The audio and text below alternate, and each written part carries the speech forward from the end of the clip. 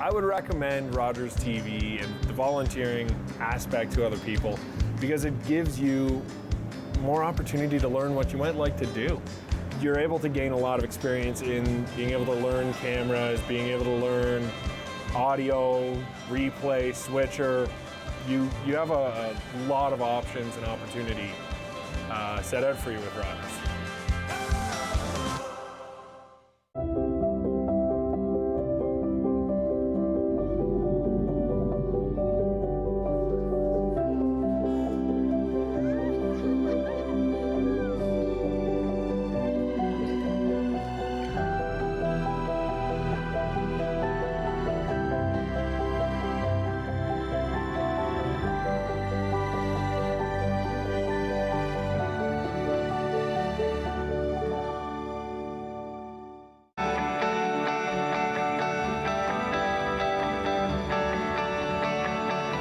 You're watching Rogers TV.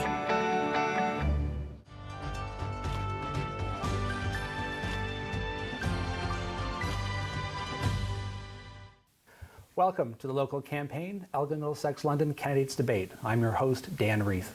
Before we get started, for purposes of full disclosure and transparency here at Rogers TV, we want to share with you that in 2015, I did serve as a Chief Financial Officer or CFO for Karen Vecchio's campaign. In light of this, all questions for today's debate have been vetted by Rogers TV management to ensure that we're presenting a neutral and balanced program for you. Our candidates with us today are the incumbent from the Conservative Party of Canada, Karen Vecchio, from the Liberal Party, Pam Armstrong, from the Christian Heritage Party, Peter Redekop, and from the People's Party of Canada, Donald Helka. Candidates invited but did not join us today from the NDP Party, Bob Hargreaves, from the Green Party, Erica Hendel, and from the Libertarian Party of Canada, Richard Stive. Now for our rules of engagement. This will be a 75-minute debate or discussion. We have drawn on the broad-based issues of this election and attempted to narrow their scope to address the specific interests of Elgin-Middlesex-London voters. Each candidate will have up to 3 minutes to introduce themselves and 2 minutes for their closing remarks. Questions will be directed to all candidates, and they will have up to 1 minute and 30 seconds to respond. From the responses, we may draw a supplemental question, which will be directed to a specific candidate for which they will be given 1 minute to speak, and each of the other candidates will then have up to 30 seconds to rebut. Each candidate was invited to submit up to 3 questions of their own, which will be included in our series today, and we will identify them before asking those questions. In some instances, we have paraphrased for brevity. Before going on air, the order of speaking was drawn randomly by the candidates. Let us begin, and we'll start with opening remarks. We'll begin first with Pam Armstrong from the Liberal Party. Thank you. Yes, I'm Pam Armstrong, representing the Elgin-Middlesex-London Liberal Party. The reason I am running is the big question. I take this very seriously, is to put some Liberal voices back into our very conservative area. I have 35 years of business experience, a banker, mortgage agent, currently a realtor. So I understand what is needed in the community because I've sat behind the desk and walked with people and talked with people about their needs. And it's a variety of information that we get right from our people who are just starting their careers and their lives, and for people who are retiring. So that is the reason I'm running, to bring rebalance back to the area and let the Liberals be heard and continue their work for the next 4 years. Choose forward. Thank you very much, Pam. And next will be Christian Heritage Party, Peter Redekop. Good afternoon, I'm Peter Redekop, yes. Thank you for hosting this candidate meeting. And I would like to say the reason I'm running is I'm frustrated for the amount of taxes that we pay. We should not have to work so many days in a year to pay for government. The biggest problem is the amount of debt that we all have. Furthermore, the big reason is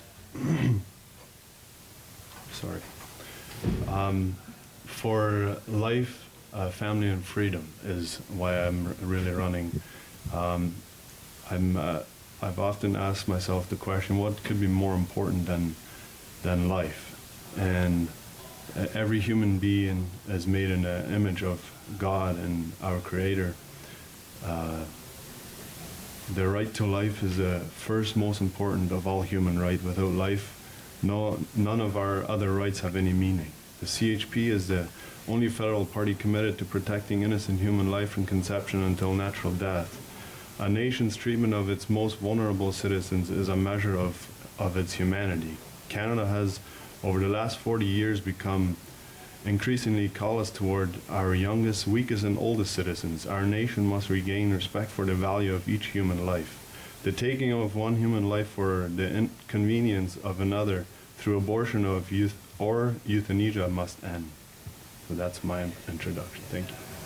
Thank you very much, Peter. And now incumbent Karen Vecchio from the Conservative Party of Canada. Thank you very much, and thank you for viewing today. I'm Karen Vecchio, your Conservative candidate for Elgin-Middlesex-London. I was elected in 2015 to represent the constituents as the Member of Parliament. In this role, I have taken on many roles, including the Shadow Minister for Families, Children and Social Development, the Chair of the Status of Women Committee, as well as the Chair of the Social Affairs Caucus for the Conservative Party. I was also a member of many important committees in Ottawa, including the Agricultural Committee, the Automotive Committee, the Great Lakes, and the Anti-Poverty Caucuses. I have served the people of this riding with strength and integrity. I've been accountable and transparent. I've been a parliamentarian that voters can trust. Canadians have many concerns, from fair and compassionate immigration policies to affordability and trade. Over the past 4 years, I have seen and listened to Canadians. I've met with organizations that provide housing and supports for the most vulnerable, seniors and families who are also finding it very difficult to get ahead and to keep up with the cost of living. I have met with small businesses, entrepreneurs, and agricultural producers who have shared their concerns about taxation on their businesses, labor shortages, and trade barriers. I believe that we must do more for our planet, and we must create greener policies and technologies that will reduce pollution. I'm asking you to re-elect me as your Member of Parliament for Elgin-Middlesex-London. I've always put my constituents first and will continue to do so. Please vote Vecchio on October 21st. Thank you. Thank you, Mrs. Vecchio. And now from the People's Party of Canada, Donald Helka. My name is Donald Helka, and I'm with the People's Party of Canada. My background is straight up manufacturing. I'm a carpenter. I've worked as a press operator. I baled hay before high school. I'm from a farming family. I know where all these regulations and legislation, I know where they land. They land right in the lap of all the people who work. And I want to reduce them as much as possible and in the best way possible. I don't want to just remove a regulation and bring it back by another name.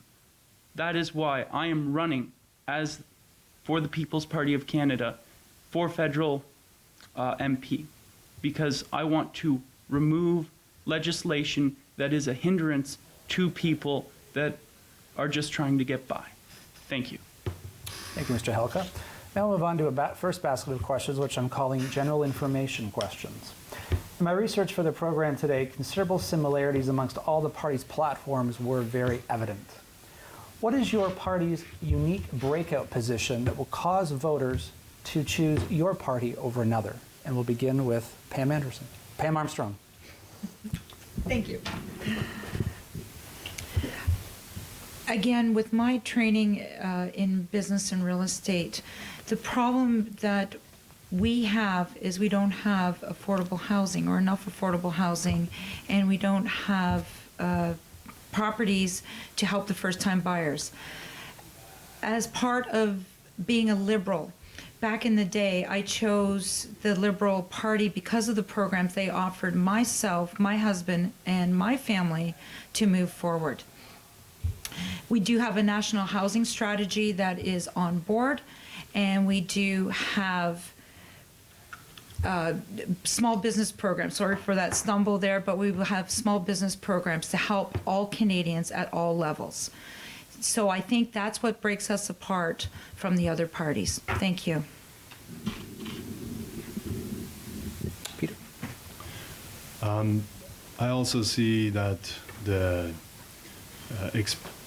the housing market is very expensive, and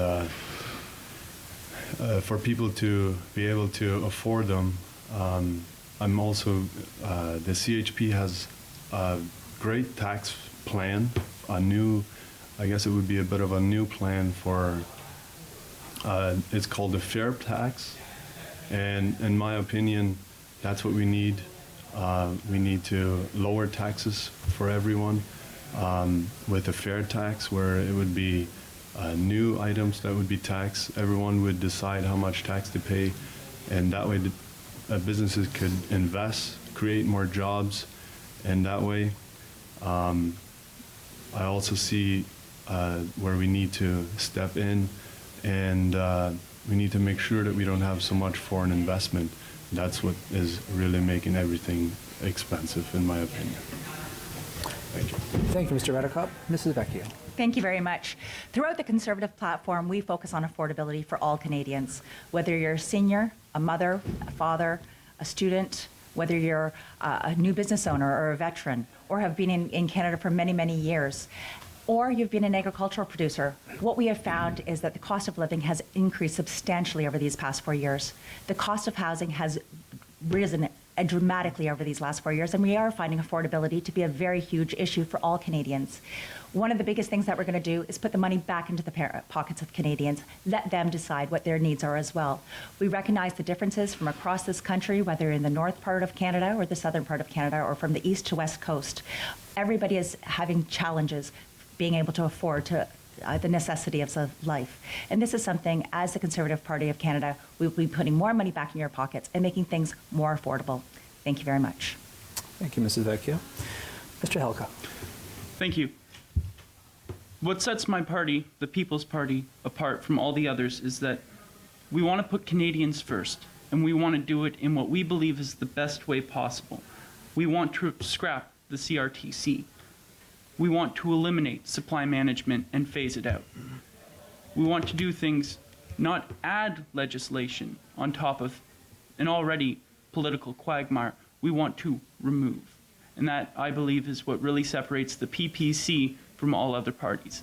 Thank you. Thank you, Mr. Helka. Descriptors used to describe the leaders of Canada's political parties of late in the media have been words such as racist, fearmonger, hypocrite, homophobic, and fraud. In light of such negative descriptors, how do you describe your party's leader? And why is your leader most capable to lead Canada? Again, Mrs. Armstrong, begin with you. I realize that our leader, Justin Trudeau, had a rough week last week. He sincerely apologized for what he has done, and he has, off the record, done more than any other prime minister in the past to bring new Canadians and immigration into Canada. It is unfortunate, but I felt his apology was sincere. As a woman and a Liberal, he is a feminist, and he supports what women do in this country. He supports young people's visions, and I support him. I support the Liberal Party of Canada. Thank you. Thank you, Mrs. Armstrong. Mr. Redekop. Well, Mr. Rod Taylor is the leader of my party, the Christian Heritage Party, and his strong stance for life, family, and freedom on building a country where we put God's design of life for everyone, for families, and for people is why I support the Christian Heritage Party. Thank you. Mrs. Vecchio. Thank you very much. I am asked many times at the door, what is Andrew Scheer really like? He is a man that I find that I could sit down and have a cup of coffee with. If I drank coffee, I drink tea instead. But he is full of common sense. He and I share many, many values. As a mother of 5, he also has he also is a father of 5 children. We have a lot of common similarities. He is a person that listens, and I think that is one of the strongest things that we need in our leadership style. As a member of his caucus in the last 4 years, I have seen a person who will listen and hear all of the different opinions from all all of his caucus members. Through that is where he has a balanced approach. He works on finding a balanced approach and not divisiveness within our Canadians and within caucus as well. I believe that he has strong and filled with integrity. He is fair, and he has a very balanced approach to make sure that Canada gets back on track. Thank you. Thank you. Mr. Helko. Thank you. I find that such comments about racism and sexism, I think that is actually a big hindrance in our society right now, because the majority of them, quite often, are fake and are nothing more than ad hominem attacks. And this does a huge disservice to the victim of such things, such as sexism and racism. And I want victims of those things to be taken seriously and not just to be shrugged off because people have just been using those words as ad hominem attacks. I stand behind Maxime Bernier. I find that he is a great leader, and he has we have built this party in under a year, which is phenomenal. Thank you. Thank you. Next question you can give us with a yes or a no, or you can give us a little bit of detail in the time you have. Do you support a formal RCMP investigation into the SNC-Lavalin affair? Mrs. Armstrong. No. Yes. Mrs. Vecchio? Absolutely. I think that we have seen over the last few months, especially the information that has come out from Jody Wilson-Raybould and Jane Philpott, two of the strongest women members of Parliament, regardless of what colors and stripes you were. These are two members of Parliament that were very strong advocates for Canadians and for all women. I think that their voices need to be heard, and I think that there must be an RCMP investigation into see what actually occurred when we found out that their bribery charges were trying to be paid off. Thank you. Mr. Helker. Yes, I do. And the reason I do is I don't believe that we should just let Justin Trudeau be judged by social media. I believe that an RCMP investigation is a good way to either say, yes, there is a problem, or that he is in fact innocent. And I want to take the right approach, not just what helps my party politically, because I don't want to base my stance on something that would be wrong. Thank you. Again, a simple yes or no, or a short explanation. Do you support reopening the abortion debate? Mrs. Armstrong? Absolutely not. Mr. Helka? Or sorry, Mr. Redicott. Oh, I absolutely do, and I'll give you a reason why. I have stated the stance before with the support of life, and I support all life from conception till natural death.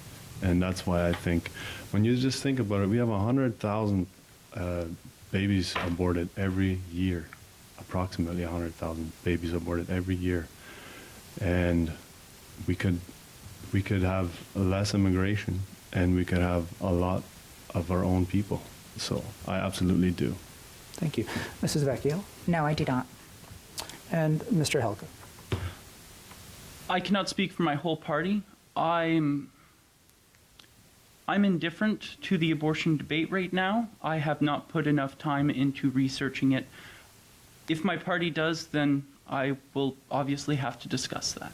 Thank you. Thank you. Again, a short yes or no, or a yes or no, or short explanation. Do you support reopening the same-sex marriage debate? Mrs. Armstrong.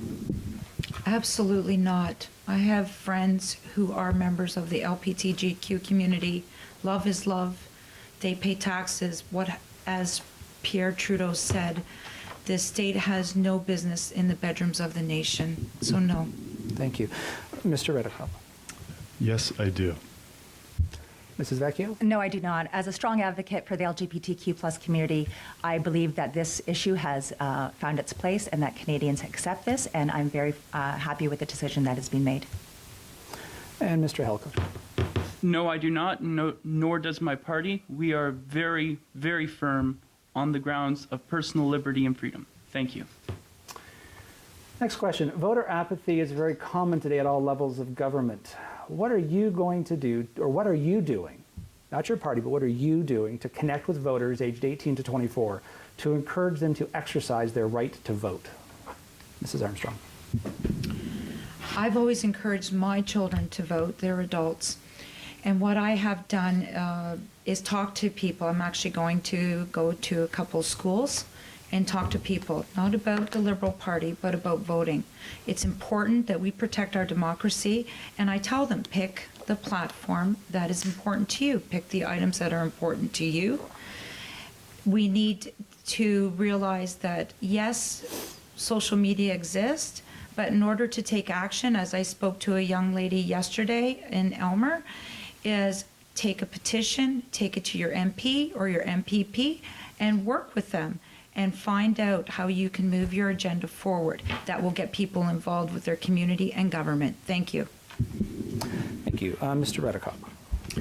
Yes, absolutely. I always get involved. I try to get people involved, talk to them, make sure. I always try to tell them to make sure that they are informed, that they understand that for the freedom of democracy, and because we have the right to vote, we can decide who leads us and in which way. So absolutely always try to make sure that they understand that go and exercise your freedom.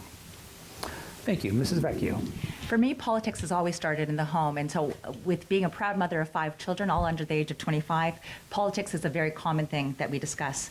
But as the member of parliament, I've also I started a youth council that started in 2017. We had a number of people that have come out from across the riding to share their views. I've also met with many of the students' councils that are representing the youth in our different high schools to talk about some of the issues that they are challenged with. So I've been engaging for many years. I've also had the opportunity to work shadowing young students that have come to Ottawa to see what it's like to be in Parliament. And that has been a great success story, whether I'm working with the students from UFT or Western or Carleton. It has been a great opportunity for me to work with them. Also being part of the campus clubs. Going to the different universities and speaking to the campus clubs is a great way of encouraging youth to get involved in our political forum. And so I've been on the ground working with our youth since I've been elected. Thank you. Thank you. Mr. Helcom.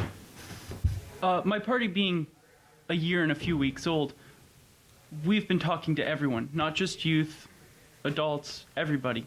Myself, I actually have to be careful when talking to young people that way because I am a youth leader at my church, and I have to wear different hats from time to time.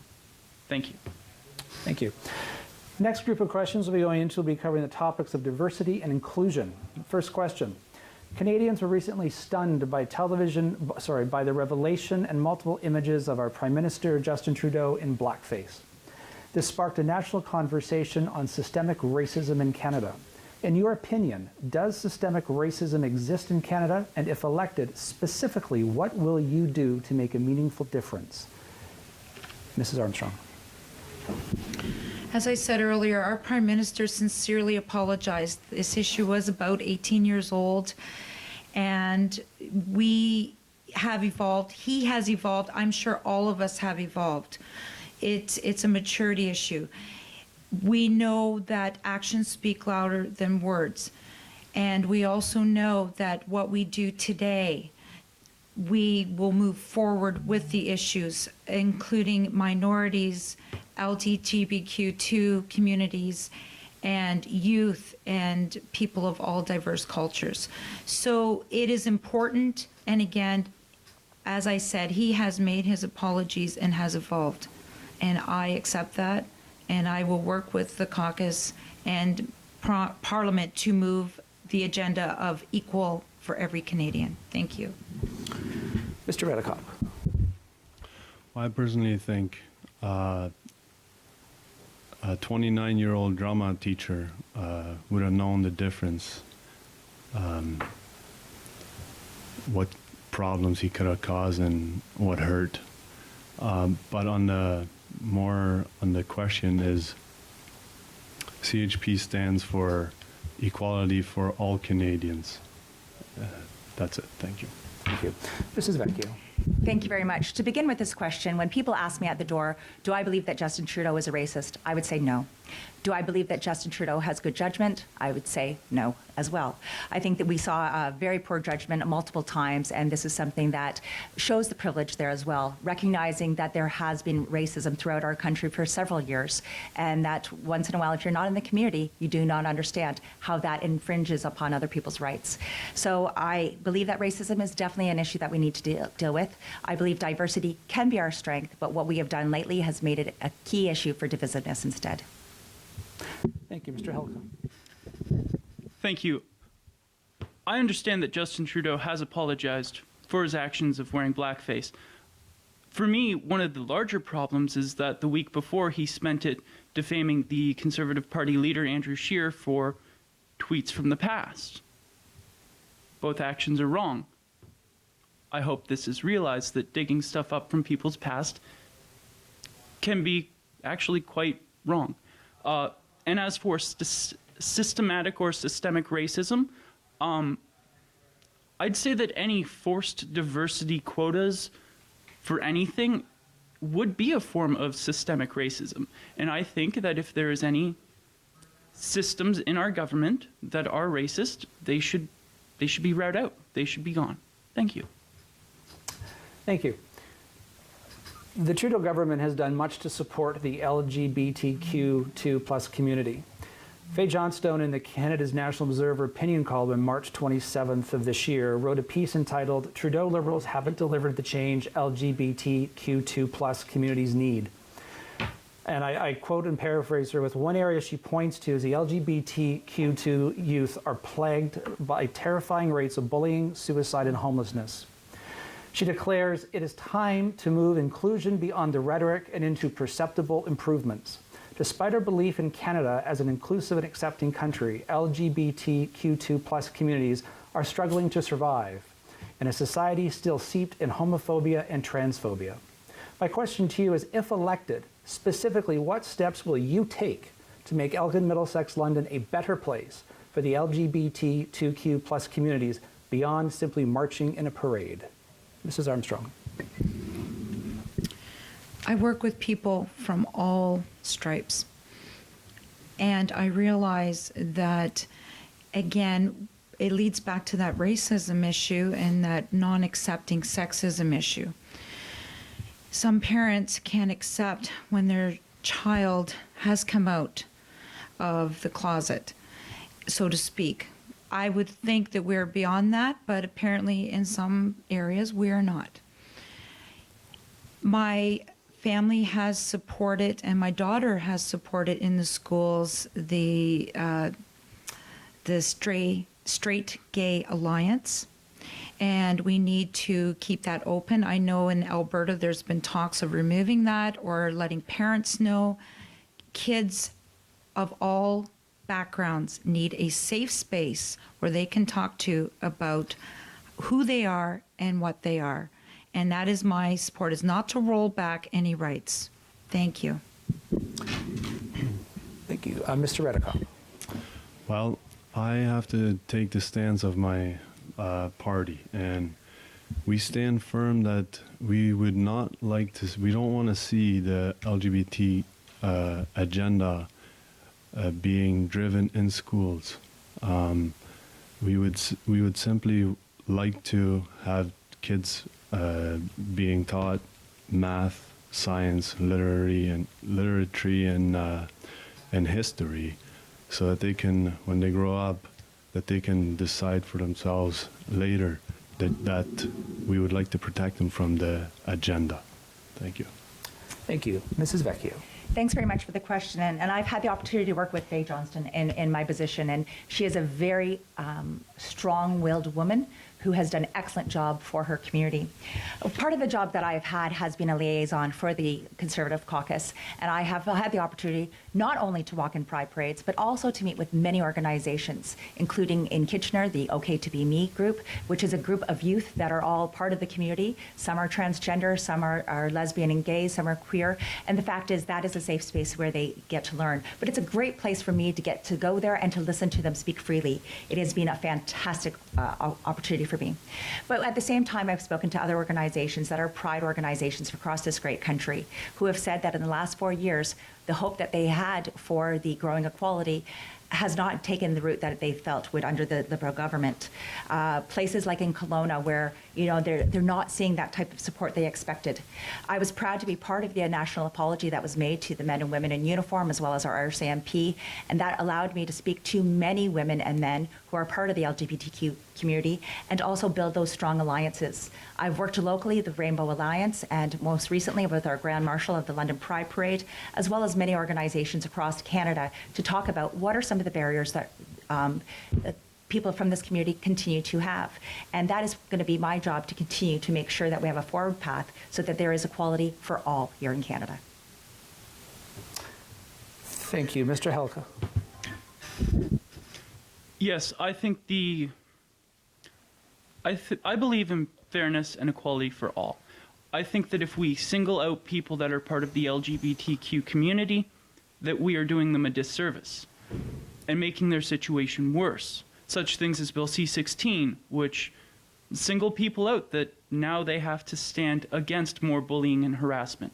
I'm against bullying, harassment, and assault against everybody, not just LGBTQ, everyone. Everyone should be treated equally. Thank you. Thank you. I'm going to call a supplemental on this one, so you will have the candidate will have 1 minute to respond, and the rest of you will get 30 seconds to rebut. Mrs. Vecchio, I want to touch on your point. From what you said in your answer, you've certainly done a lot of work with respect to the LGBTQ community. But my question goes to the policies of the Conservative Party of Canada. Do you feel in your work with the community that the policies of the party are sufficient for modern times? Well, I'd say that in the last few years, we have improved our policies. Same-sex marriage at one time did not exist in our policy, and that is now there, and we changed that in 2017. I think those are very important things that we have done, and those conversations continue. I have the opportunities not only to speak to people that are working on policy, but to our leader, face-to-face conversations with the leader of the Conservative Party of Canada to discuss some of the barriers that our LGBTQ members continue to have and what policies we should move forward with. Thank you. Mrs. Armstrong, would you care to rebut? You have 30 seconds. Yes, I feel that the Liberal Party has moved forward on the LGBTQ community. Sorry, I'm stumbling a little bit. I just noticed that the leader of the Conservative Party does not march in the Pride parades. I have not seen it, and maybe it's media shy or whatever, but he's also, unfortunately, when we draw upon blackface, he's also talked about the marriage issue with that community. And I realize it's old. It was in 2005. Thank you. Mr. Redekop, would you care to rebut? No? Mr. Helka. Gay marriage is legal. It has been most of my life. I don't really see a need for anything more than treating everyone the same. Thank you. Thank you. Next question under our basket of questions for diversity and inclusion is a relationship of the federal government with Indigenous Canadians. That relationship undoubtedly hit a low point during the Harper years, and Canada's relationship with the Indigenous people rarely gets top billing in the in any party's platform. What to you does reconciliation look like? And again, I'm speaking to you personally, not the party's position. Mrs. Armstrong. My grandson is quarter Indigenous. I have an aunt who's from Chippewa of the Thames, full Indigenous, been married into our family for 50 years. So I've been rather colorblind to the issues, but we have talked about it. I personally feel that the reserve system that we have is not working, and my aunt said that, and she is from Chippewa of the Thames. My son, who serves in the military, was up in Attawapiskat under the Harper government, and he said, "Mom, it's like going to a third world country. We need to keep helping our Indigenous people and our Indigenous youth. We need to bring back their culture. We need to understand that they should not be living in third world conditions in this country." And I think the Liberal government has made amends and is starting to move forward with that. Thank you. Mr. Redekop. I'm not very familiar with the whole system personally, not from the Conservative or liberal side on how they're dealing with the issues. All I know is I understand that there is still a lot of people that don't have drinking water, that have many different issues, and I myself have clean drinking water. I can bath in my own home, and I can drink my own water, and I really appreciate that. So I obviously would want that for every Canadian. Thank you. Mrs. Vecchio. Thanks very much. I believe there still is lots of work to be done, and I believe that under this Liberal government, the expectations of our Indigenous people were not met by the current Prime Minister. We still see things like mercury poisoning in grassy hills. We still see questions on Jordan's principle, which is to give proper health care to our First Nations children, and we still see a huge gap and void there. We know that there's issues within the correctional systems that have occurred as well when it comes to our Indigenous people. We talk about clean water, and that is something that we must continue to strive for. Clean and healthy lifestyle is very, very important. I've also had the opportunity to work with them when it comes to education, because I deal with First Nations education systems, so looking at the way of bringing back their culture through a learning basket, so that not only do they get the needs of the system when it comes to the education and math and all of those core needs, but also of their own culture, and I think that's extremely important. One of the first things, though, that Liberal government did was remove the transparency and accountability to show how the money was spent. We can talk about Atawascat, and we can talk about the horrible things that had happened there, but we also know that sometimes that money does not funnel down to the people that are within those bands, and that is a great concern we have as people of Canada. As a Conservative government, we would ask for transparency. We want to make sure that the money is being spent properly and is making sure it gets down to the people that need it most. Thank you. Mr. Helka. Yes, my party just actually unveiled a whole new section on our party platform about Native Americans. One thing I think is quite often not talked about is that there is a lot to do with Native Americans on this side of the border and on the other side in America. I know that most of them travel freely. This is not just a Canadian issue, this is a North American issue. And I think there's a lot more to be taken care of. As for the Natives, there's been a lot that has gone on since the start of this great country. And it's something I hope one day we can no longer have to worry about. Thank you. Thank you. We'll now move on to climate change. My first question to the panel is Canada in the midst of a climate crisis? Mrs. Armstrong. Yes, I believe so. Our Prime Minister has declared this in June of this year. We are living in it. Personally, I see it. Our seasons seem to be tilted. We are trying to look for green initiatives to move the country forward. Definitely, we are in a climate emergency, and for our children and grandchildren, we need to take this seriously. Thank you. Thank you. Mr. Redekop. Well, I don't think that we're in a climate emergency. So far, the predictions that I've seen in different articles written, they have been wrong. They have not hit the way they were always predicted to hit. And I think we are not in an emergency. I think we are seeing that Mother Nature works in a way where weather is always changing, but I don't think that we're in a climate emergency. Thank you, Mrs. Vecchio. Thank you very much. Canada emits approximately 2% of the pollution that we have globally. One of the biggest things that we need to do are global initiatives that work with all of the countries and getting them all on board.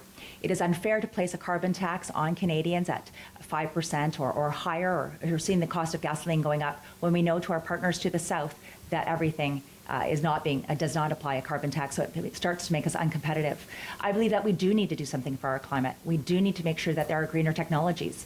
Even putting forward something like the greenhouse initiative that we put forward just the other day, which will help people take their homes and make them more energy efficient and help with these new technologies. That housing and building is approximately 12% of the emissions that come here in Canada. So we have ways of adjusting those sort of things. We also must work collaboratively with our provinces. The provinces have different standards across this country, so collaboration is extremely important because this is not just a federal government issue, it is an issue for all Canadians. Thank you, Mr. Helka. Thank you. In 1989, the UN declared that we had until the year 2000 to fix climate change or the world would end. Both myself and my party believe that climate alarmism does more harm than good for fixing climate change. And that's my party's platform and my platform. It's a lot harder to fix something when everyone is worried about stuff that may or may not be true. Thank you. I'm going to pull a supplemental of that one. I'll direct it to Mr. Helka. You said climate alarmism is your platform. What exactly is climate alarmism to you, and how do we overcome that to the benefit of Canadians? 1 minute, and the panel will then get 30 seconds each to rebut. For me, climate alarmism is the problem we have in our society where people are more than just worried. There are people that are making money off the fact that people are worried about climate change, and we're shouting from the rooftops that the world's going to end. And to me, that is the problem, because it makes it harder for the people that want to solve the problem. Mrs. Vecchio, 30 seconds. Thanks very much. I think that the issue that we have now is it's become extremely divisive. So we talk about climate alarmism, and we have people who are saying they don't believe in climate change. There's a whole variety here. I think we can work together to find a balance, and that you find very few political parties that are not trying to make Canada and this planet a healthier place. So I believe I believe that all parties want to have a clean planet. I really do. I believe we just have different views on how this goes forward, but we can do something to make sure that we are leaving this planet better for our next generation. Mr. Redicott. CHP absolutely believes in a better and a cleaner climate. Cleaning would be. I myself learned when I was small. I was on a farm. I grew up on a farm, and we learned not to leave bags, not to leave garbage laying around because a cow would swallow it and die. It's just simple things like that. And cleaning up is absolutely something that we are very much for. We just the alarmism. I also agree that it is. Thank you, Mrs. Armstrong. I believe that climate alarmism, if that is the term that some people use, it should be out there. It's important. Again, I'm the oldest one probably on this panel, and I've seen climate change firsthand. And, you know, when you've been around in the years I have been and watched, literally, it's not just about weather. It's about weather patterns, and it's about other issues that relate to that. Thank you. Thank you. Next question. Is implementing a carbon tax and banning plastic straws and other single-use plastics the best way to protect residents of Elgin-Middlesex-London from climate change? Mrs. Armstrong. It's a start. It's a start because these plastics, I live on Lake Erie, and someone drops a water bottle, goes down into the creek, flows out to Lake Erie, that flows into the St. Lawrence, which flows into the ocean. There's a plastic mound out in the oceans that's the size of Texas right now. So it's a start. If we each do a part, one voice cannot carry it, but many voices can help the climate move in a positive direction. And when people do little changes, they don't realize they're contributing, and they're like, well, that's easy. So then the next challenge comes up. So no, I think it's a good start. And, you know, just like when the recycling programs hit. Thank you. Thank you. Mr. Redicott. I don't see how banning plastic will fix global climate change. In my opinion, again, I'm going to say it again. I absolutely support, and I teach my children, and I teach and myself, or I try to walk by that myself. I do not litter. I don't like seeing litter around. I don't support that. I don't like when it's on our legs. But banning it, I just see a back door to whatever a government thinks. Then they will just continue going further with banning different things, and I don't like that system. Thank you, Mrs. Vecchio. I do not support the carbon tax, because I believe it's something that is not good for rural Canadians. Farmers don't have the opportunity to use green power or solar panels on their tractors. They have to use fuel so that they can go and put in their seeds for their spring. There's a lot of different things that we need to look at. It's not just agricultural producers that are being impacted. The cost of doing business, when there is 5%, when there is carbon tax added to your home heating bills, added to your business bills, all of those different things, they have an impact. The carbon tax has an impact on the cost of our bananas. It has a cost on our bread. All of those different things that are necessities for Canadians will have a carbon tax applied, because at the end of the day, transporting them from point A to B, there will be a carbon tax applied. I know that even local consumers here have already submitted over $4 million in the carbon tax. That money goes into general revenue for the Liberal government this time. It is actually not being put into technologies. We're looking at Canadians spending almost $1,100 to $1,200 annually on additional taxes. The Liberals will come back and say, well, we're giving some of that money back. They're giving back some of that money. We're talking about 25% of that money, but the money is not being used on green technologies. It's being used for out-of-control spending. Mr. Helka. Thank you. My party is completely against the carbon tax. It's bad for Canadians, but also, if you believe global warming is an issue, the last thing we want to do is collect a tax on things we want to get rid of, because then the government becomes dependent upon those things and the tax it generates. Thank you. I'm going to call a supplemental. Mrs. Vecchio, on your comment with respect to farmers. If a carbon tax is not a viable solution to fight climate change vis-a-vis the agricultural community, what is the solution then? Well, I think there's different things that we need to look at. First of all, we know we have a huge issue with the pipelines here in Canada. But what that's doing is also having a negative effect on our ethanol producers, the corn producers that are putting ethanol to make our gas cleaner. So we're having a lot of issues when it comes to our energy sector, and that includes our farmers. So farmers have already started doing things such as GPSing so that they know exactly where to run. They are doing their best to make sure that they're running a most efficient way of planting, and we need to be able to support them in those types of technologies.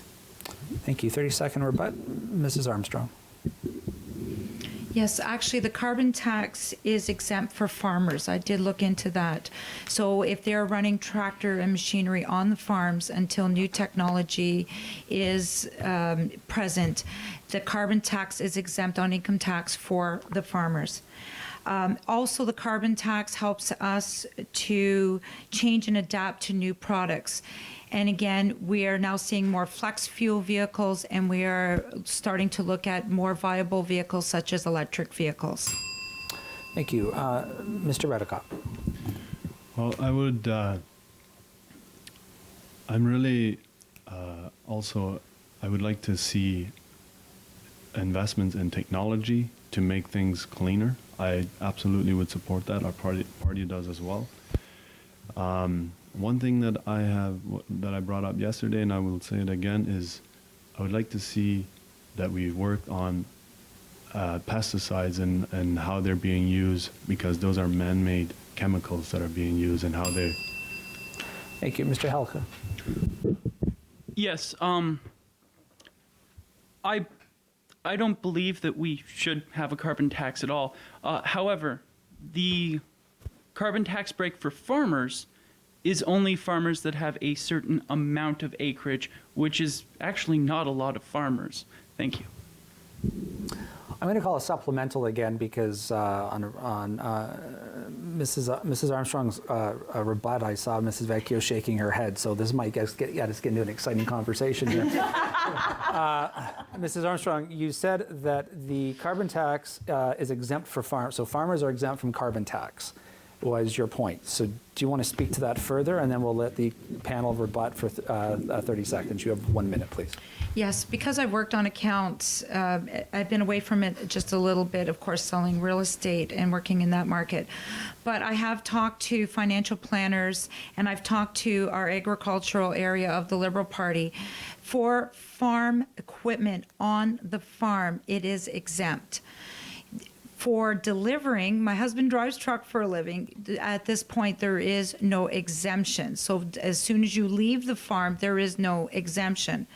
But again, we do have a carbon neutral system. So the farmers and producers will eventually, if they're over putting that carbon out there, they will get that, have to find other technologies to rebut that.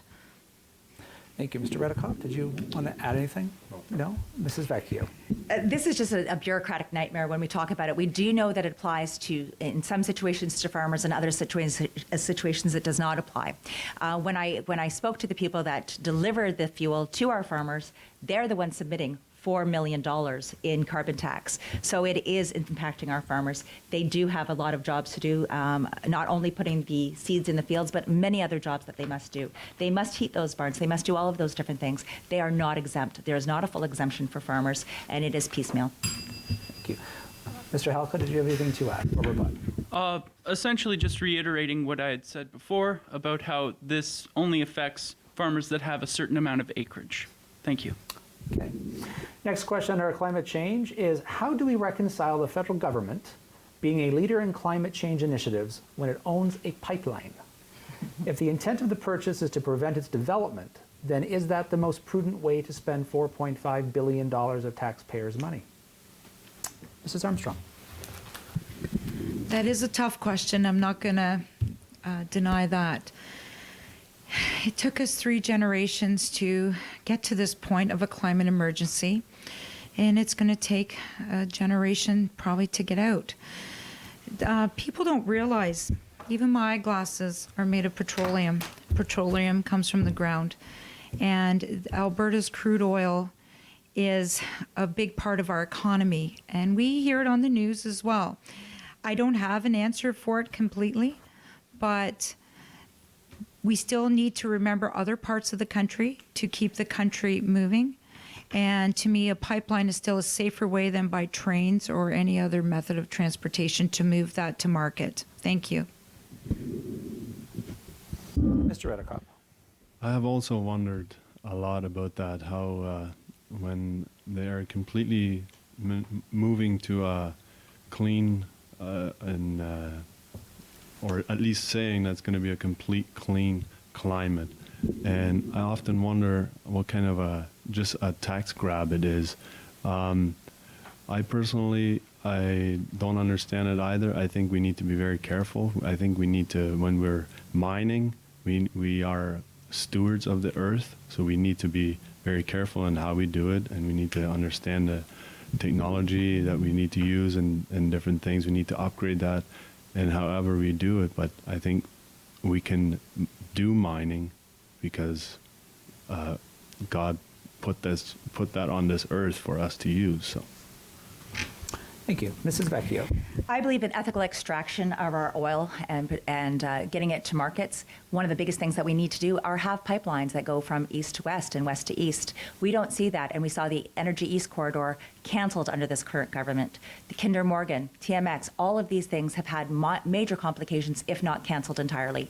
The $4.5 billion is just a start. That money was taken from Canadians, taxpayers, and put to a company that is now investing it into American pipelines. We did not do ourselves justice, and this was because it was poor management by this Liberal government. I believe that putting forward an energy corridor that we have proposed is what's best for Canadians. We can become energy efficient without having to use oils from Saudi Arabia, Venezuela, and Iran. Thank you, Mr. Redekop. Or sorry, Helka. Mr. Helka. Thank you. For me, the whole question about us having a pipeline is a weird one, because having a pipeline saves us on filling a truck with gasoline and driving it to the States or putting it on a train. I might be the youngest one here, but I do remember a time when everyone celebrated plastic bags because we wouldn't be cutting down trees for the paper bags that we were using. This is what my party is worried about with climate alarmism. Thank you. I'm going to call supplemental on that. Mrs. Armstrong, you said that pipelines are safer than other ways of getting oil to market. So are you telling us that you support the construction of pipelines? I realize that is not in my writing, but Yes, I do. If the Liberal government has purchased, because we need to look at keeping Canadians employed. And yes, it is safer than trains. Look at Lac Mégantic. When that big fire hit, my husband drives truck. He refuses to drive gasoline because of the instability of that particular load. Pipelines, we have to remember petroleum is still a natural product that comes from the earth as much as we don't like it. And we realize that we still have to get this product to market, such as China and Japan and other countries overseas. So I do support it. Safe. Thank you. Mr. Redekop. Yes, I absolutely support pipeline. Mrs. Vecchio? I support pipelines, but under this government bill, both Bill C-69 and Bill 48 have made it, or Bill C-48 have almost made it impossible for extraction as well as for getting it to the markets. We have a ban on our northwestern part of our country in the BC area, and we also have some standards that will never be met. So I fear that under this legislation that was put forward and has gone through with and has received royal recommendation, that we have to reverse all of those, including Bill C-69. Thank you. Mr. Helker. It's no surprise that Canada has one of the highest levels of protection for the environment. So I think personally it's up to us to make sure that our oil that has impacted the environment the least is out there, as opposed to countries that do not have these safeguards, such as China and Saudi Arabia. Thank you. Last question, our climate change section is a quite simple one. Why is your party's policy the right one for Canada? Mrs. Armstrong. The Liberal Party, again, has declared a climate emergency. We have placed the carbon tax. I realize that tax is the dirty word of the day, but at the end of the day, it is to promote new ways of dealing with car manufacturing and other types of manufacturing. It is also a way to make the big polluters pay. We do get, for the most of us, I got a 58-cent increase of carbon tax on my gas bill, and I will probably balance that out by getting my tax credit. That will make me realize that in the future, me personally, I should probably resort to buying an electric vehicle and probably use public transportation. Thank you. Mr. Redekop. Well, like I started before already, my party is very interested in looking at the chemical, pesticides, herbicides. They have an important role in agriculture and landscaping, but more research should be done into effective, affordable, and less invasive alternatives in pest control. And some studies indicate that excessive application of certain man-made chemicals may be harmful to human, animal, and soil health. And I would like to see more studies in that and to see how it affects our earth. And also, where I used to farm in Paraguay, we did no-till farming. And I don't understand the whole farming system here in Canada, but I would definitely like to see how we could move forward in that way, where we look at man-made chemicals. I think there we can actually make a difference. We can come and make better chemicals for usage because it's absolutely necessary for the farmers, but I would like to see more technology and yeah, thank you. Thank you. Mrs. Vecchio. Thanks. I believe that the Conservative Party has common sense plans to make the environment a cleaner place to be. We have green technology that we would like to continue with innovation and home tax credits that will help people green their own homes. We need to make sure that businesses are able to be successful, so making sure that they can also, if they want to implement new patents, they have the ability to do that. Simple things such as not releasing raw sewage into our Great Lakes or into our rivers is very, very important, yet we know under this government it continues to be done. And what the Conservative government has said, or Conservative Party has said in our platform, will be happy to restore funding to our wetlands projects that will encourage these places that can be reforest or be put into wetlands, making sure that they bring in the species and the environmental backgrounds to those areas as well. That is something that we will do. We need to make sure that we're doing things smart in our own backyards and will have a positive impact to everybody. Rural Canada is very, very different than urban Canada. We do not have public transportation in some of our smaller communities. A bus from Fingal to Shedden and Iona and Port Bruce and Sparta, they do not exist. So we need to make sure that we make life affordable for Canadians and making sure that we remove the carbon tax. So Canadians who must drive their car to get to work, to get to a baseball game or to be with their family, we must remove that carbon tax to make life more affordable. Thank you. Mr. Helko. Thank you. One of my party's chief things that we would like to do is we would like to remove the carbon tax, but we would also like to get many other taxes out of the way that prevent business owners and inventors from inventing technologies that would move us out of gasoline. This is one of the best things, personally, that I find can help. Thank you. Thank you. We'll now move into the section on rural Ontario. The first question I'm going to be providing you comes from our Liberal candidate, Pam Armstrong. And the question is, what initiatives does your party have to attract investors and manufacturers to the hinterland of southwestern Ontario to grow the rural economy and create jobs, specifically jobs that utilize skilled trades? Ms. Armstrong. We have a small business platform that we're offering $50,000 to new startups. We're also looking at increasing and updating rural internet services. That is a problem even where I live, and it's a problem in northern parts of our country.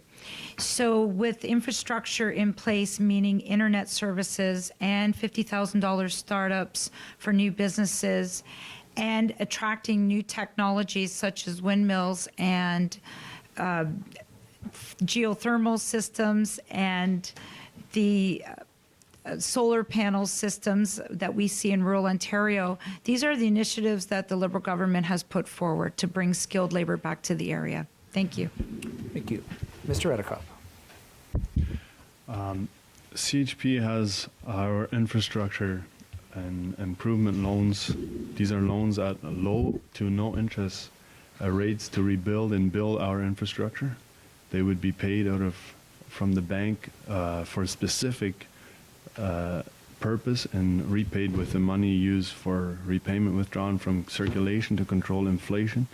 These could be accessed by provinces and municipalities to improve internet access. Also, further, to pay for such things, we have also called for the defunding of the CBC and privatizing the CBC. That would be $1.6 billion a year that we would have there. Thank you. Thank you. Mrs. Vecchio. One of the biggest barriers that we see for small business is the number of regulations. We know under this government, they've put forward 4,500 new regulations in just their 4 years of mandates. That is an issue that many small businesses have issues with, because the fact is they can't even keep up with the regulations all the time. Internet access is very, very important. And able to do a small business throughout Elgin County, you must have rural internet. And we know that there are still gaps that are not being provided the high-speed internet. So working with our municipalities through the federal government, that is a great way of bringing in smaller providers that will be able to provide that access so that our small businesses can run effectively and efficiently. I think one of the biggest things as well is we need to look at the changes that were made by the Liberal government in 2017. Because of the Conservative Party, as well as a lot of small business owners, mums and pop shops across this country, we fought that tax, and we fought it hard. I had many letters coming in from hundreds and hundreds of constituents who are talking about their businesses and how they were being impacted. We will repeal many of these tax changes that were made by this Liberal government to make sure that businesses are being treated fairly. Thank you. Mr. Helko. What my party plans to do to help small businesses is to completely eliminate capital gains tax and to put the axe to the CRTC. Bell Media wanted to rent out their infrastructure to an internet provider for rural Quebec, and the CRTC made it more difficult by upping the costs. So a lot of people in rural Quebec were not able to get good internet. if you are in a rural community and you run a business, you have to have internet. It's one of those modern things that in order to run a business, you have to have. Thank you. Thank you. Next question for rural Ontario is sent to us by the PPC candidate, Donald Helka. Supply-side management is a government-imposed cartel that artificially inflates the price of dairy, poultry, and eggs. It is a form of protectionism. Do you support the continuance of supply-side management? Yes or no? Explain. Mrs. Armstrong. Supply management is a way to protect our agriculture, prevent flooding of foreign milk. Example, U.S. Liberal government has fought hard in the new renegotiation of NAFTA, and our farmers put out product. We don't want such a deep competition that you're getting milk for $1 because somebody's suffering. This way it keeps everybody on board, and it protects our supply and a clean supply of milk and other products in the area. So no, supply management is a very important part of managing our agricultural system. Thank you. Thank you. Mr. Redekop. Well, my party supports supply management simply because it's a product that is perishable, and therefore we do support supply management simply because of that. Other than that, we support very much the free companies to not being subsidized. We want a company to be able to survive or I can't think of a word right now. Thank you. Sorry. Thank you. Mrs. Vecchio. Our party supports supply management, but I believe that there needs to be fair and balanced approach for all our agricultural producers, whether it's opening up access for markets into other places, since we know that there has been a huge issue with our trade, and making sure that our agricultural producers can get their products to market. That has become a huge issue. With the supply management, I support it. We know that there has been great deals of compensation brought to our U.S. farmers, so it's very difficult to compete. This is a way of protecting that. Thank you. Mr. Helka. I suppose I'm the only one, and so is my party. We want to phase out supply management in the next few years. The plan for this will be to compensate farmers and allow them to adjust for the next few years as supply management is phased out. This has many benefits. We will allow more Canadian farmers to get involved with dairy, poultry, etc., as that is now a hard thing for many farmers to get into. It also lowers the prices, which makes it also good for consumers. We don't just plan on getting rid of supply management instantly and casting our farmers to the four winds. We actually have a plan for getting rid of it. Thank you. Thank you. Last question under rural Ontario. The development of a national food strategy that recognizes the importance and continuance of the family farm is the necessary for the security of Canada and the residents of Elgin-Middlesex-London. Agree or disagree, and explain your vision of a national food strategy and the future of the family farm. Mrs. Armstrong. Thank you. Most farmers have incorporated into businesses for better tax efficiencies and for better employment opportunities for others in the area. My husband works part-time for two of those farmers in Elgin County. So the family farm of the 100 acres unfortunately has gone or is limited in today's world. Most people come to us and buy hobby farms. So the food strategy is that, and I do have my statistics here, and I know I'm running out of time, but we are the Liberal government, and I'm sorry, there we go. The Liberal government is offering $13 million investment into programs to grow and diversify Canada's grain sector. And Canada's grain sector is the food basket of all of us. So the family farm is being incorporated and has been incorporated for many years. And we will take the efficiencies thereof. Thank you. Thank you. Mr. Redekop. Well, I simply would like to say this about agriculture. It's very, very important. A nation that cannot feed itself cannot survive. So CHP would develop a national food strategy, support that. We would review existing marketing boards on case-by-case basis to ensure they are still meeting the needs of the producers they present, as well as all Canadian consumers. So yes, absolutely, very important. I think agriculture must be protected and encouraged, not attacked and destroyed. Thank you. Mrs. Vecchio. I think starting with the bottom line that farmers feed families. That's how it works.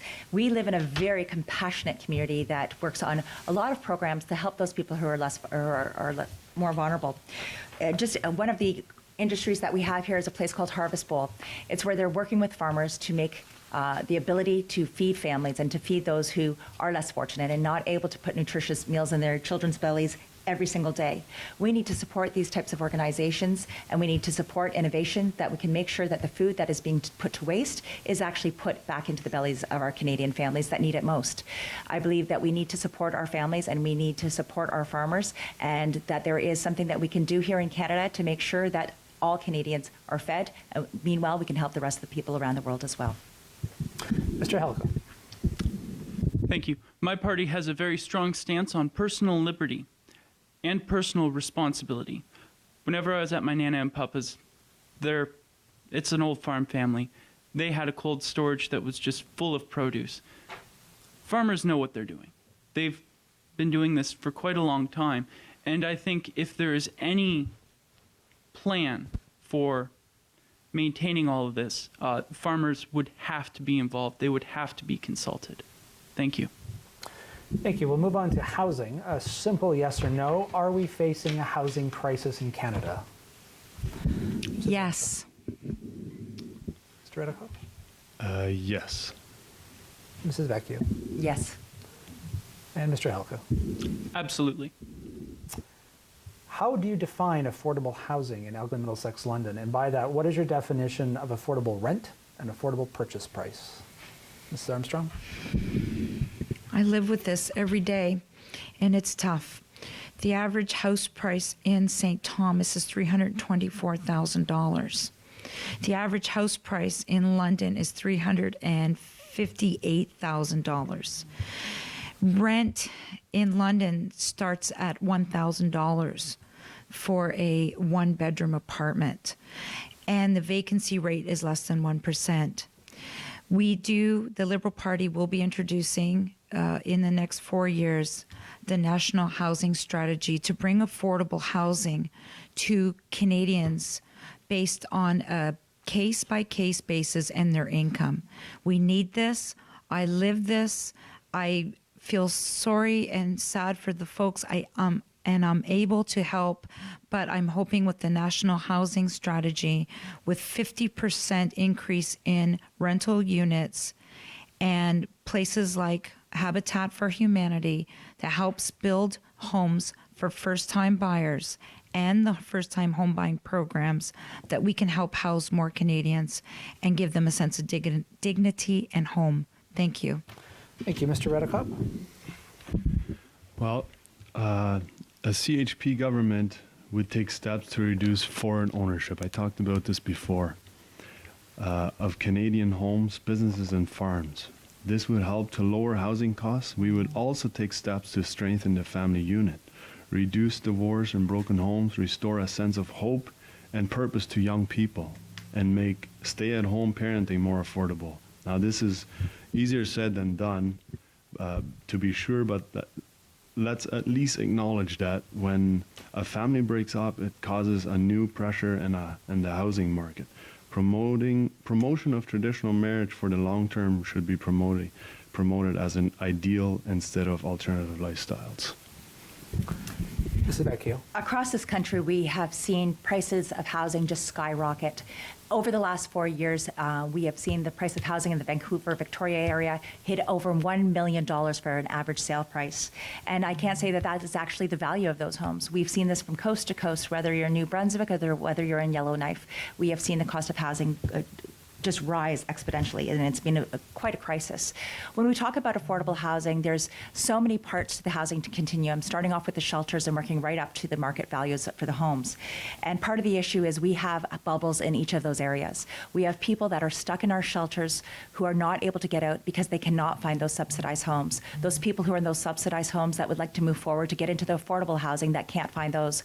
Our number one issue is supply. And why do we have issues with supply? We need to work harder to make sure we break down some of those barriers so that people can get into their homes. We've had lots of people stuck in the rental housing market because they cannot get a first-time mortgage. We know that the mortgage stress test needs to be reviewed because it's kept over 250,000 new first-time home buyers out of the housing markets, meaning that they're stuck in the rental markets. So until we fix the issues at each and every level, this continuum will continue to be broken because you cannot move up the ladder. Thank you. Mr. Helder. Although, yes, there is a huge problem with housing, a lot of this, unfortunately, does stem from immigration. That being said, no one's saying that we are not having immigrants. A lot of the other problems are the taxes that go along with housing, with building housing. My grandfather, my papa, he built his own house. I would love to do the same, but unfortunately for me to do that, it actually costs me more to build my own house by hand than to go out and buy a house. There are so much red tape, so many taxes that need to be cut, and I find that would be one of the best things we can do for our housing market. Thank you. We are running down in time. We're about 15 minutes left, so I'm going to have to move us along here. So I'm going to take us down to taxation, small business, and deficits. Quick question, as a percentage of one's income, what to you is fair taxation? Mrs. Armstrong. I am not a tax expert, I don't claim to be, but I do know that the small business plan that the Liberals have offered is they have and will reduce from 11% to 9%. I do know that on various income levels, there's certain tax credits. Again, not being a tax expert and not having the chance to work in Parliament yet, I can't speak of all that is happening in that, but tax credits to help people move forward based on income and based on public service. And that is what we need to move forward and to protect the people in the lower income categories. Thank you.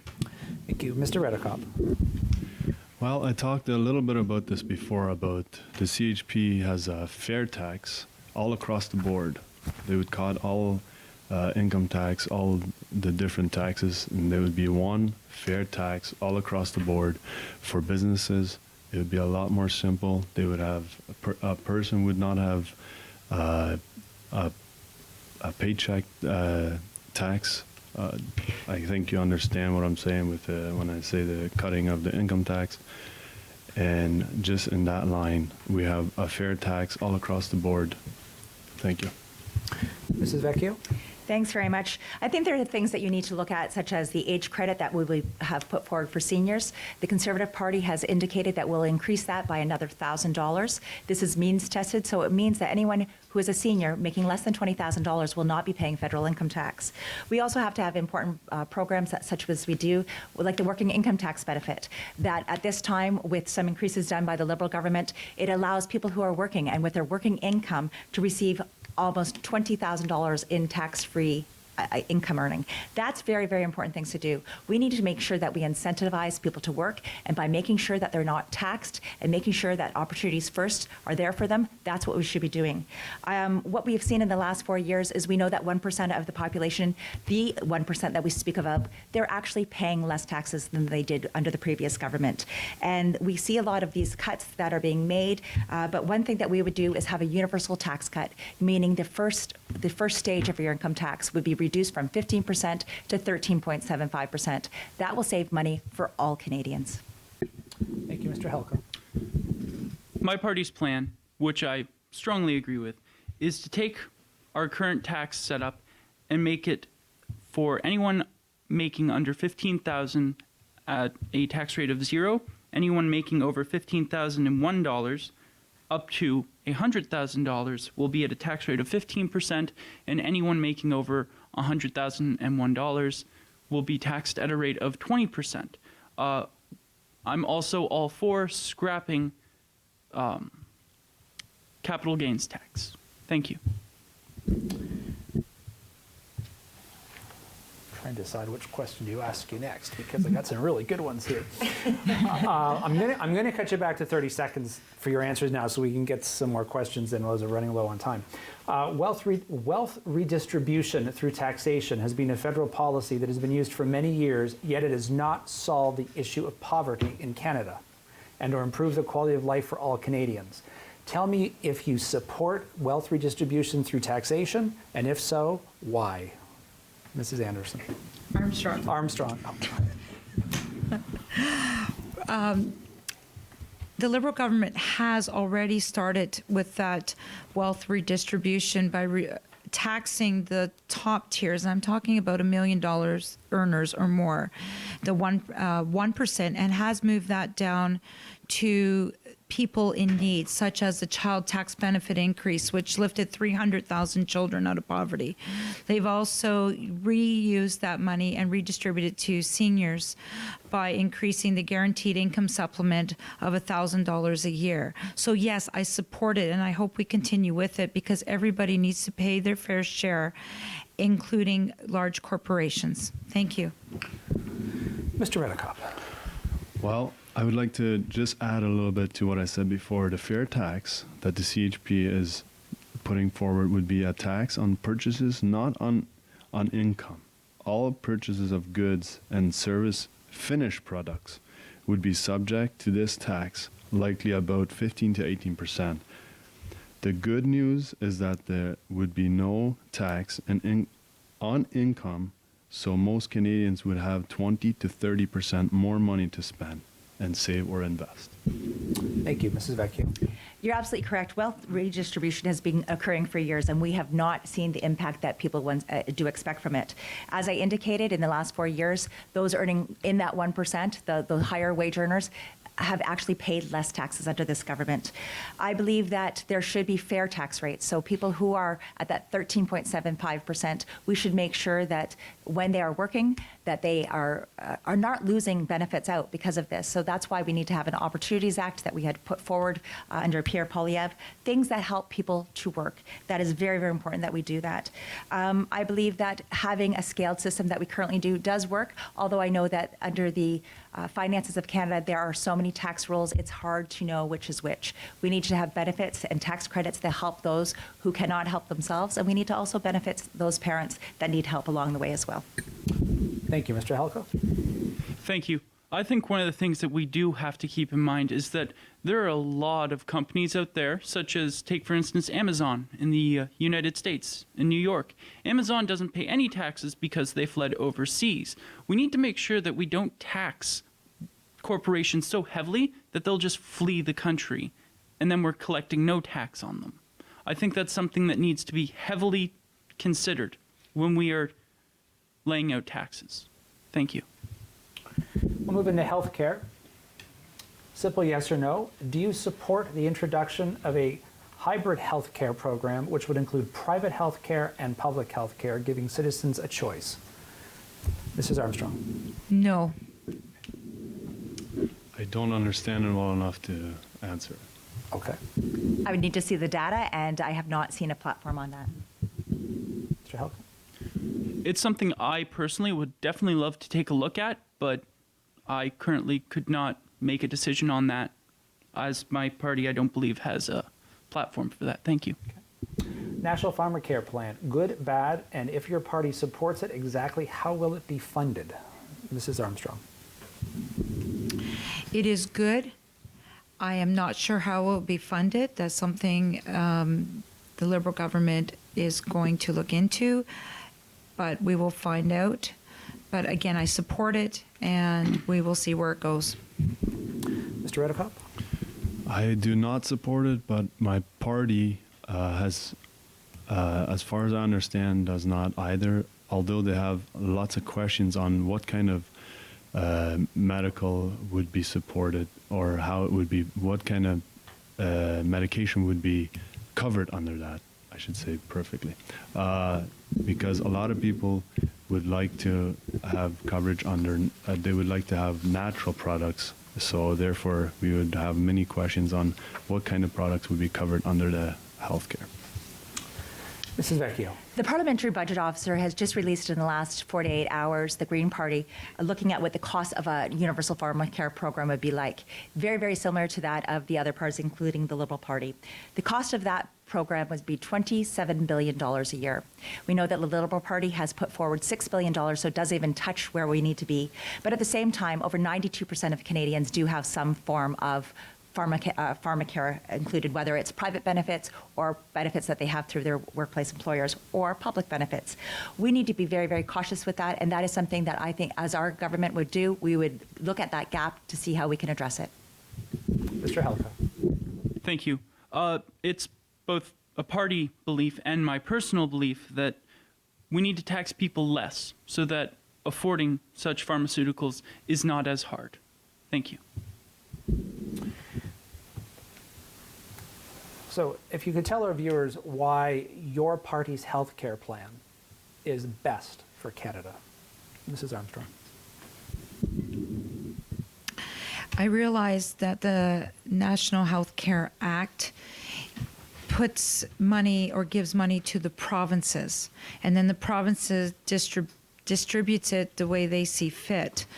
We saw how that works here in Ontario, not good lately. And all I think is that maybe we should look at working a little more collaboratively between the provinces to make sure healthcare dollars gets to the people who need it the most. Thank you. Mr. Redicott. Well, like I said before, the introduction of pharmacare has some considerations that we would want addressed before a plan was considered. The government is challenged to decide what drugs it would cover. And therefore, for the way CHP looks at the healthcare system is where people would want natural products, they can decide. That's why I would think our system is good. Thank you. Mrs. Vecchio. Thanks very much. Our party has put forward, we will continue to pay an increase of at least 3%, a minimum of 3% per year to the provinces and territories. That is something that we have agreed to. And based on the GDP, it could be more than 3%, but that would be our base amount that would be transferred.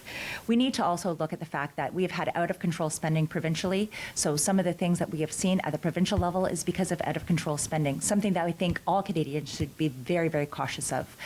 We need to have good programs that work for all Canadians, and what we have put forward is $1.5 billion to replace and purchase new MRI and CT machines. I think those are really great initiatives that we can help balance some of our provincial and territorial needs. Mr. Halka. From what I understand, healthcare is a provincial issue, and I'm very much against the federal government meddling in the affairs of every province.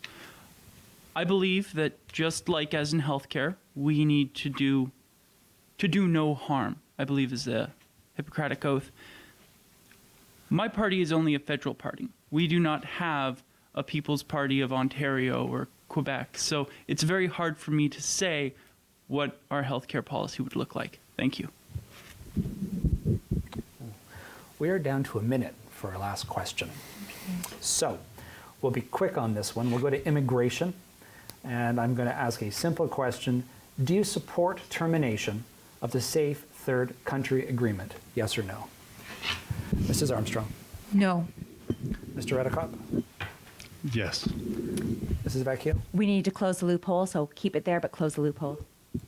Mr. Halka. My party would like to declare the entire border between the United States and Canada a point of entry. That is our solution for this problem. Thank you. Thank you. That is it for the questions, and I thank you all for your time. We'll now move into closing remarks, and we will give you 2 minutes each for your closing remarks, and we'll begin with Pam Armstrong. Thank you. We've had a lot of really great discussion here today, and it takes a long time to talk about a lot of issues, and we didn't get a chance to discuss all of the things that the Liberal government has done in the past 4 years. I'm just going to point out just a couple of them.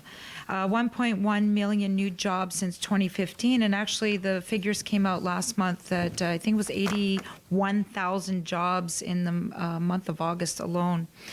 The new Canada Child Tax Benefit Program, lifting 300,000 kids out of poverty.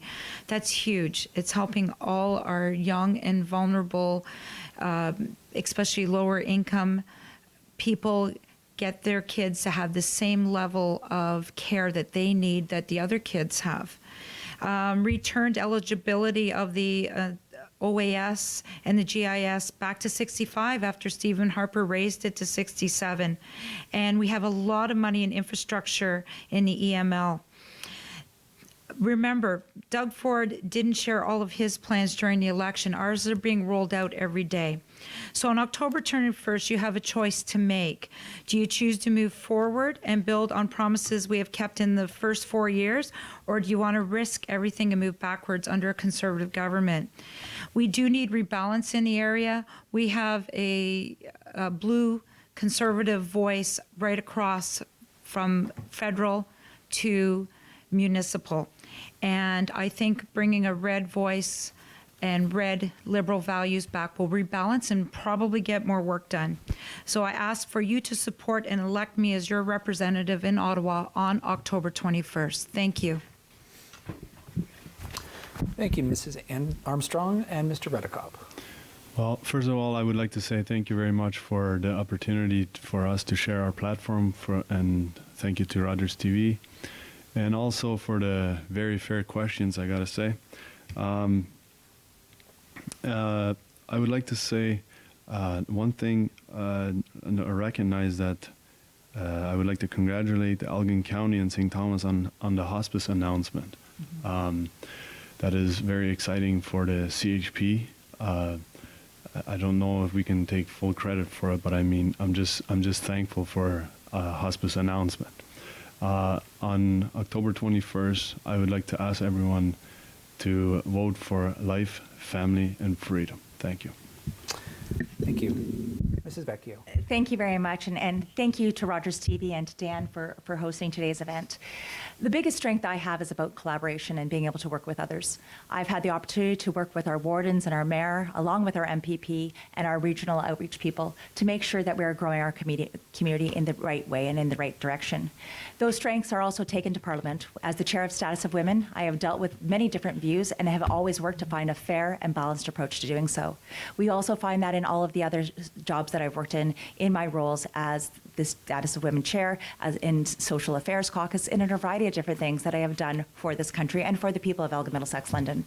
My job is to always make sure that the Canadians and the Canadians who live in Elgin-Middlesex-London, that they come first, and that is my promise. I can bring true passion. I am proven, I am principled, and I believe I am what the people from Elgin-Middlesex-London will want and deserve. They deserve to have a voice in Ottawa that makes sure that they are sharing what is best for them that live in this riding. I believe that I bring those strengths, and I believe that with my background, my experience, not only in Parliament, but as a small business owner, as a mother, as a mother of a Canadian Armed Forces, as a grandmother, as all of these great things that I am, I believe I bring a lot to the table, and I have a lot to share and offer. I also believe I have compassion so that I can listen to those who are most vulnerable in our communities as well, and making sure that their needs are met. For the last 4 years, I believe I have brought that to the table, and I wish that you would vote for me once again. Vote Vecchio on October 21st. Thank you. Thank you. Mr. Helka. Thank you. My party is a very young party. I'm also the youngest candidate here. The reason that you should vote for myself and the PPC is I'm a young man that has spent his life working. Before I was in high school, I was baling hay. I've been a press operator. I'm a carpenter. Wherever I work, my job is to get things done. That is what I do. That is what I know how to do very well. And that is why I am running in this campaign.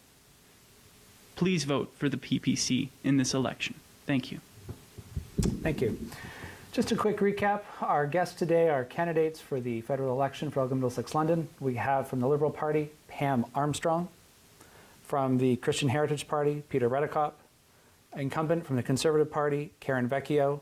And from the People's Party of Canada, Donald Helka. In addition, there are also candidates from the NDP Party, Bob Hargreaves, the Green Party, Erica Hendel, and the Libertarian Party of Canada, Richard Stive, who were invited but unable to attend today. On behalf of Rogers TV, I'd like to thank you for joining us, and I certainly hope that the information we were able to bring from the candidates to you helps you make your decision when you go to the ballot box on October 21st. It is your right and privilege to vote. Please do exercise it. Take care. My name is Bob Hargreaves, and I am the NDP candidate for Elgin-Middlesex-London. Before moving to Aylmer, I was the Executive Director of the Canadian Mental Health Association in Port Alberni, where I fought to ensure people received the services they needed to get well with dignity and respect. I know it makes a difference when governments invest in families.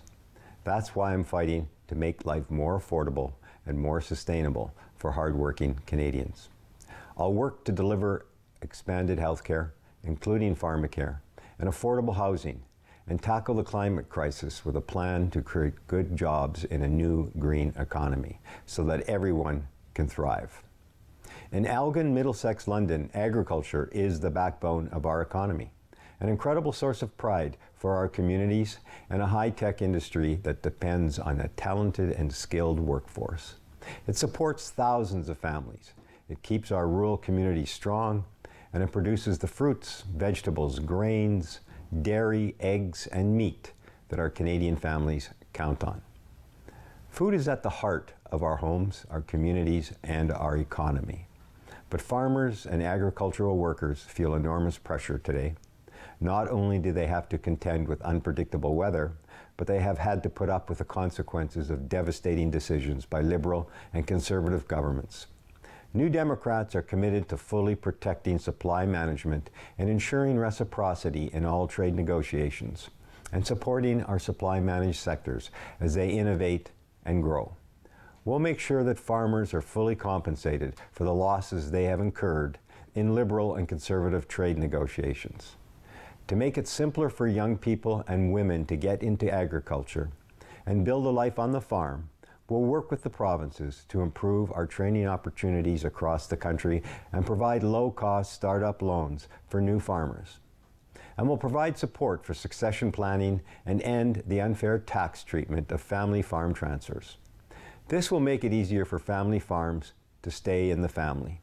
Finally, to build on the pride and quality of Canadian agricultural products, we'll work with producers along the supply chain to increase the amount of Canadian food that is sold, processed, and consumed in local and regional markets. We also know housing is an issue in Elgin-Middlesex-London. Everyone should have the right to a safe and affordable place to call home. Working people should be able to afford to live close to their workplaces, including in the heart of our biggest cities. Young people should be able to stay in the neighborhoods they've grown up in, and seniors should never be forced out of the communities that they've spent their lives in. But for too many families, safe and affordable housing is increasingly out of reach, thanks to skyrocketing rents, demo evictions, and ballooning home prices. Parents lie awake at night, worrying about how they can afford the family home, as costs keep going up, but paychecks don't keep up. And huge numbers of young people are being forced to give up on the dream of ever owning their own house. While making affordable rental housing more available is critical, New Democrats believe that the dream of home ownership shouldn't be forever out of reach for Canadian families. That's why we will reintroduce the 30-year terms of CMHC insured mortgages on entry-level homes for the first-time home buyers. This will allow for smaller monthly payments, freeing up funds to make ends meet for young families. We'll also give people a hand with closing costs by doubling the home buyer's tax credit to $1,500. This is an important election. People are worried about the cost of living. Housing, phone bills, and medicine all add up for families who haven't gotten a real raise in years. And we're facing serious national issues like climate change and the challenge of reconciliation that both the Liberals and Conservatives haven't done enough on. The Conservatives are offering up the same tired Stephen Harper playbook, and Canadians aren't interested in cuts and mean-spirited politics. They're talking a big game about making life more affordable, but at the end of the day, they'll put cuts ahead of families, like Doug Ford has done here in Ontario. New Democrats believe that we must do better. Just as our party led the fight to establish universal public health care for all Canadians, we are leading the fight to expand Medicare, to include quality prescription drug coverage for everyone, regardless of your job, where you live, your age, your health status, or how much money you make. That means access to necessary medicines in the same way that we have access to medical and hospital care. Free at the point of care, financed by a public insurance system that covers everyone. It means that you'll need your health card, not your credit card, at the pharmacy till. And it puts an end to costly co-payments, deductibles, and premiums that cost families hundreds and even thousands a year. New Democrats are in it for you. We're on the side of working Canadians, not the big corporations and lobbyists. We know that Canadians want a more affordable life, services like universal pharmacare, and action on the big issues like reconciliation and climate change. That's why we're going to bring in pharmacare and dental care. That's why we're going to save families over $1,000 every year on their phone and hydro bills. That's why we're going to stop profiting off of our young people's student loans and work to make sure that cost isn't a barrier for any bright student that wants to work hard. That's why we're going to push forward with a bold plan on climate that creates over 300,000 jobs and doesn't leave any communities behind. That's why we need a strong team of New Democrats in Ottawa. I'm asking you for your vote on October 21st so that I can join that strong team and fight for the issues that matter to you. I'm ready to work for you and our communities. It's time to make a different choice. It's time to vote NDP. Thank you.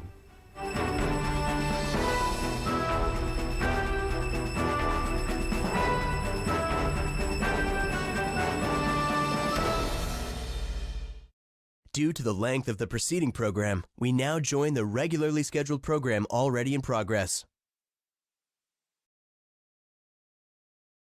It could be because they're dead. It could be because we've lost contact and we'd have no idea of where to find them. It could be that they're just not safe for us to talk to. Because in talking to them, we would be subjecting ourselves to even more abuse, hurt, and pain.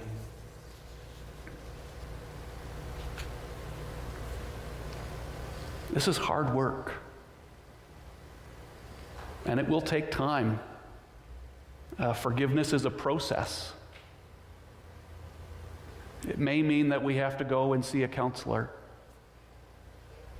Someone who can help us work through and process what's happened to us and how to forgive.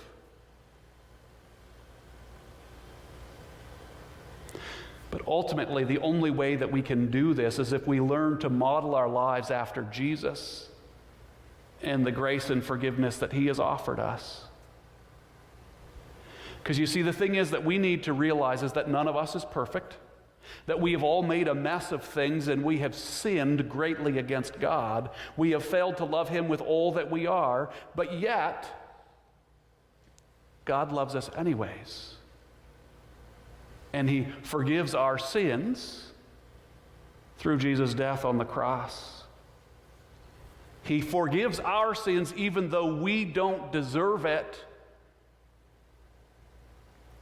And He calls us to learn to forgive others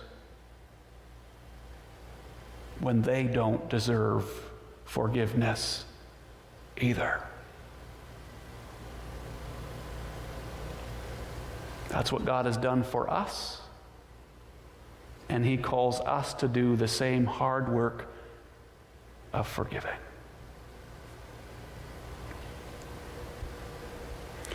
But that's not all. There's more work. There's more work that we need to do when it comes to reeling in reconciliation. Not only are we to forgive, but we must also learn how to ask for forgiveness. Now, just a bit of a note here. Sometimes people hurt us and they don't realize it. Now, the people I mentioned earlier, I don't think that they were malicious or that they ever intended to hurt me.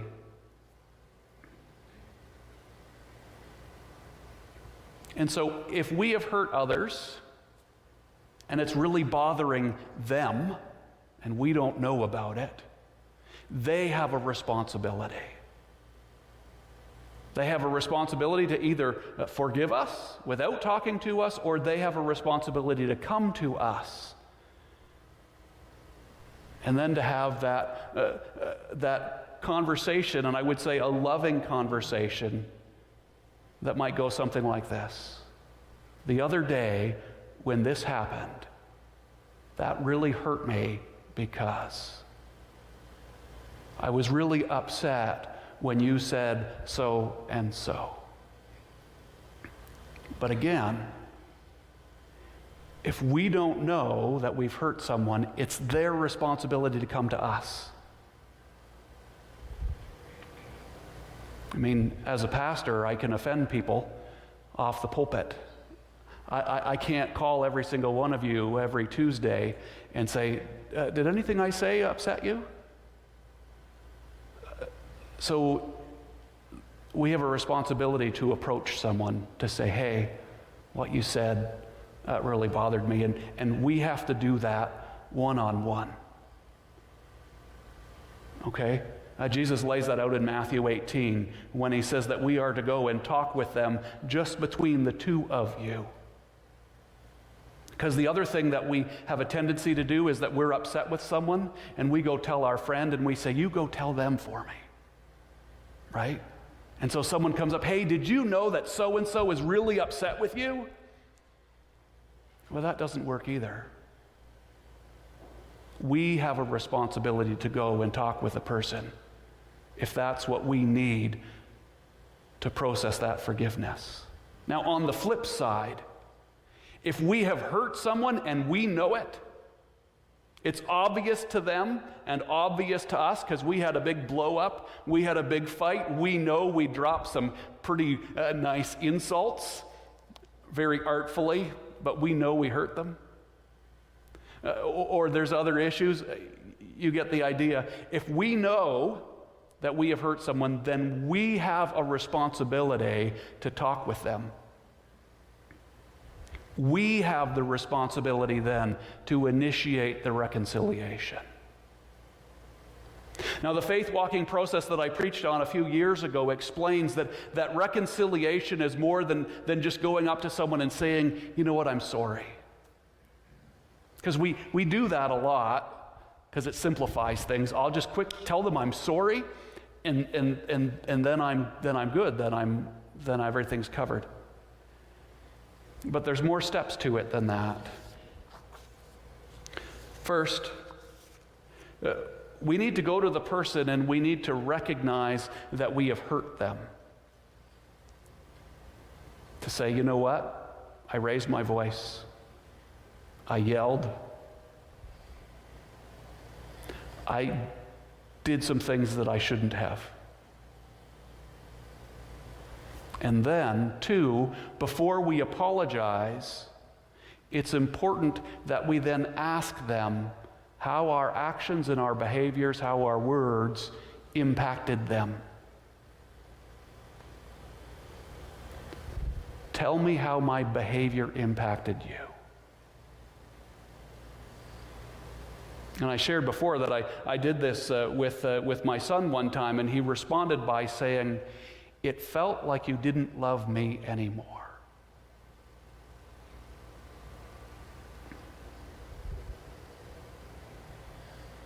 It's important that we hear the impact of our behavior because it will help us to make sure we don't do that again. Then, after we've heard how we have hurt them, then third, we say that we're sorry. We make our apology. And then fourth, we give our word and say, you know what? I will not do that again. Hard work, for sure. But that's what it means to reel in reconciliation. 2 final notes. First, do it now. If God has been laying on your heart a relationship that needs to be reconciled, make the commitment today to begin the work. Don't wait. Jesus presented an urgency, more important than worship. 2, when doing the work of reconciliation, we need to be prepared for the reality that the hurt goes both ways. We may feel hurt by someone else's actions, but they may have also been hurt by our actions. Humility is needed.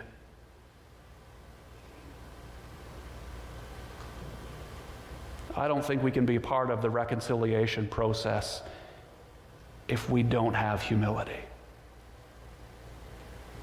And so we need to be ready to take time to work through the issues on both sides.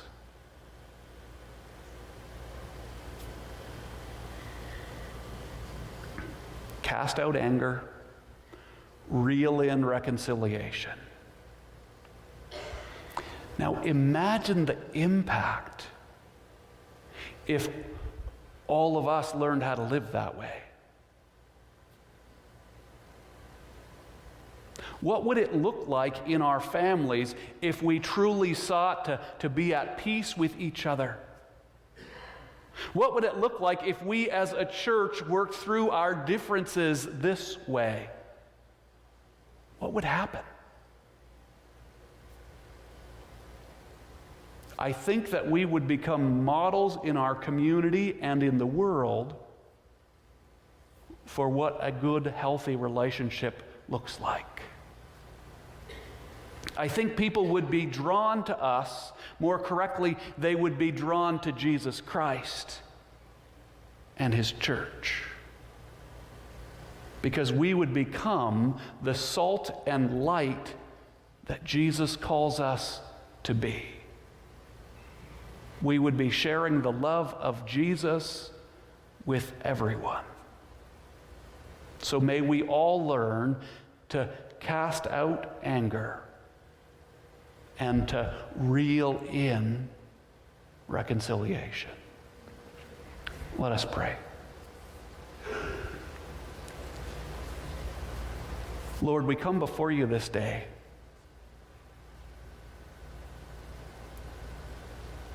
And we recognize this work is hard. We recognize our struggle with anger and how hard it is for us to cast that out.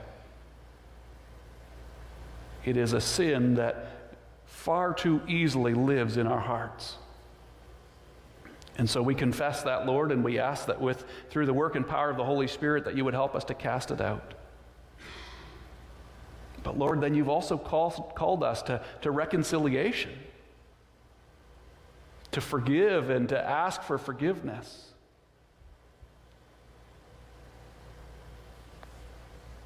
And this is hard. It is so hard. And so we need your strength and your courage to join you in this work. We need your strength and your courage so that we could offer the same forgiveness that you offer to us, so that we could offer grace and mercy even to those who don't deserve it. Help us, we pray. In Jesus' name, amen.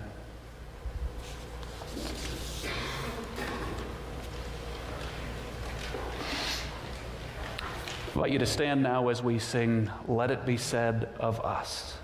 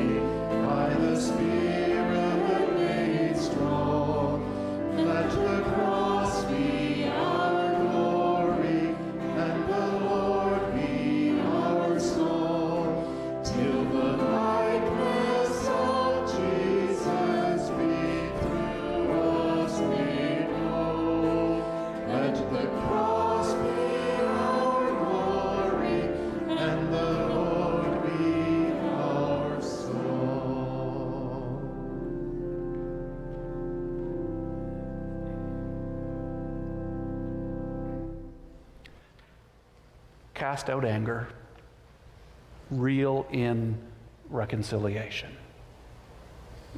Go from here, but go recognizing we can only do this through the power and work of the Holy Spirit in us. Go with God's blessing. Now may the God of peace, who through the blood of the eternal covenant brought back from the dead our Lord Jesus, that great shepherd of the sheep, may he equip you with everything good for doing his will, and may he work in us what is pleasing to him through Jesus Christ, to whom be glory forever and ever. Amen.